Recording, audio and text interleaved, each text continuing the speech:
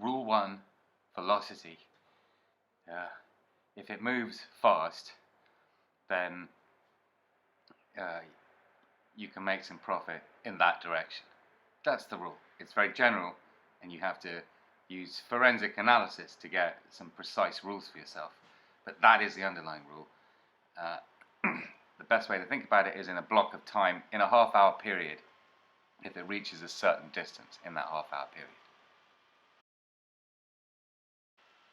So let's say you had a period of several hours, and you might say it was the euro dollar, and it moved 1,000 points in 3 hours.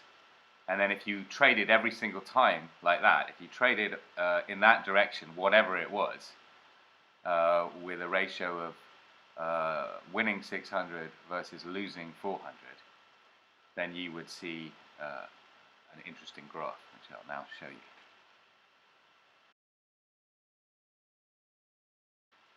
So this is a very detailed analysis of every trade inside every second, as many trades in a second, across 15 years of data on a currency cross, which is the euro versus the dollar. And this shows that thing that I explained, and these are other ones very similar. Hang on, you'll see more. These all show this velocity rule in different ways. And then we've got the next rule. Now this one, let's focus here. So we've shown you the data that the velocity rule, however you test it, is true. But now, this is the trend rule. This is rule 2, which is you identify the long-term trend, and then you identify the middle-term trend. As for short-term trends, on the whole, you can ignore that if you want forever and ever. It's not actually something you need to get involved with, although you can. If you want to get even more money, you can also try and understand that, but probably not until you manage the first two. Rule 2 is that you understand exactly what the long-term trend is, and you're clear on it. So with Wall Street, for example, if you look at the very long-term trend, it's up and up and up all the way to the present day that I'm making this video. Then you look at the middle-term trend. This is much harder to be intellectually honest about, and your Jeremy Corbyns can get it right, your Tony Blairs and your Joe Bidens and Clintons and Obamas and Trumps will all get it wrong, and your Johnsons and your Starmers and all of that will get it wrong. So in the case of this, by only trading with the long-term trend, you end up with this graph, and it's a lot steeper than what would happen if you traded the same thing in both directions the whole time, and I'll just show you that now. So what you're about to see is this exactly the same as this, except now here, this is what happens if you were trading in both directions, not just the long-term trend. And it's quite a lot worse. It's still a brilliant method, but it's a hell of a lot worse than if you add that second rule. So this is just using the velocity rule that I showed you. But it also uses another thing, which is the third rule, which both of the one that I just showed you also uses. These two use the third rule as well. So what's the third rule? The third rule is simply you trail the stop. You could use the automatic trailing stop that your trading platform gives you, but then it's not a guaranteed stop. And in some sudden gigantic disaster, you could lose a lot of money, and the whole point of the exercise would be wasted just by taking that risk. So you can't take that risk, which means instead of the trailing the stop like that, you set a guaranteed stop and you trail it automatically. What you're seeing here, you shouldn't do. This is the automatically trailing stop, and I've learned on this, but the systems I've set up now, I will not do this in this way. I'll trail it by hand.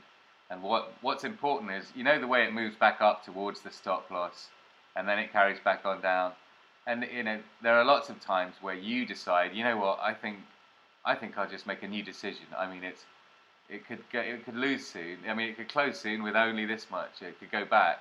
You know, I'm just going to move that stop. Instead of doing it by the specific mechanical rules laid out, I'm going to intervene.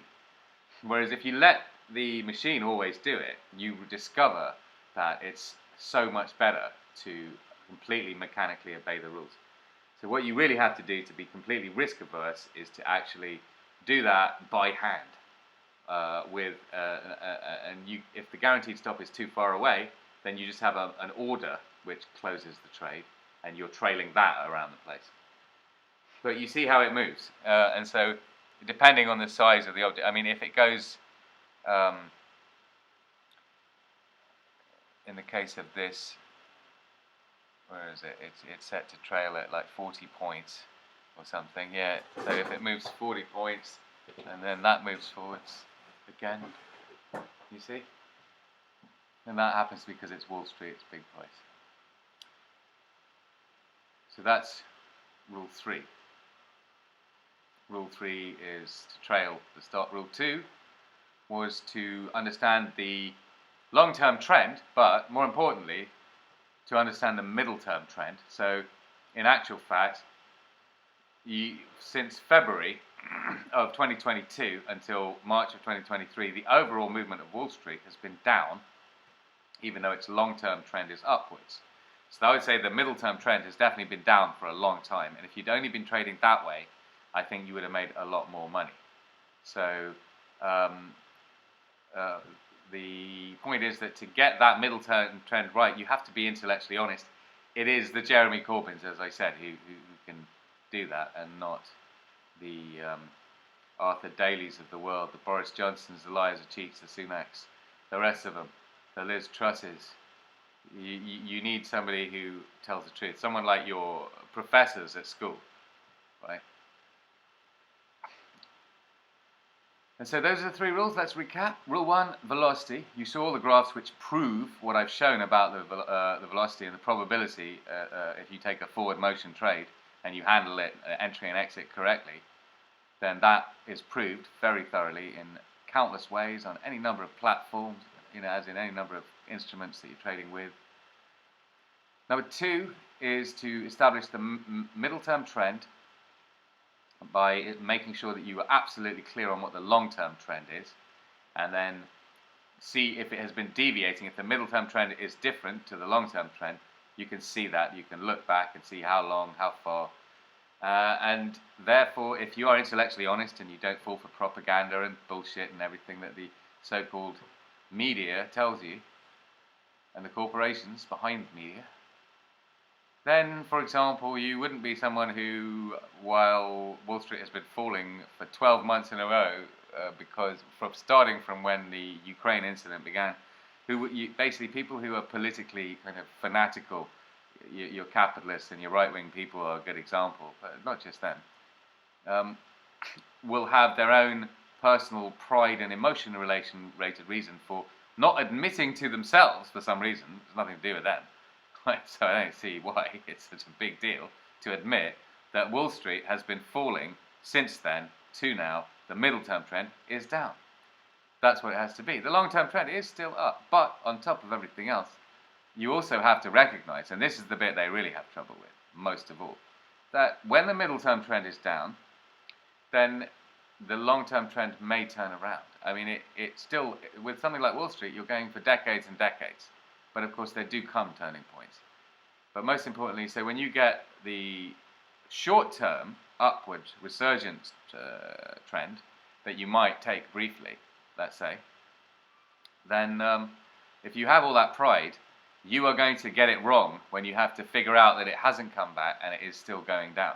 Or if it's the other way, if you're some kind of an antagonist, if you're not really trying to dismantle the system, but you just want to replace it with your own, and therefore you hate capitalism for the wrong reason, then you might well, when it's falling, be so proud of that you don't recognize a possible change to the middle term, back to the long term, when it's going down.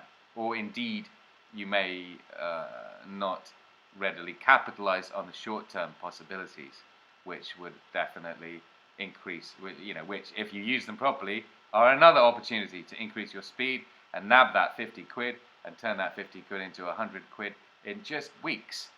You don't need 5,000 quid, you don't need a Polish name, you don't need any of the jargon, you don't need to be somebody who people don't think is a geek, you don't need to be someone who people do think is a geek, right?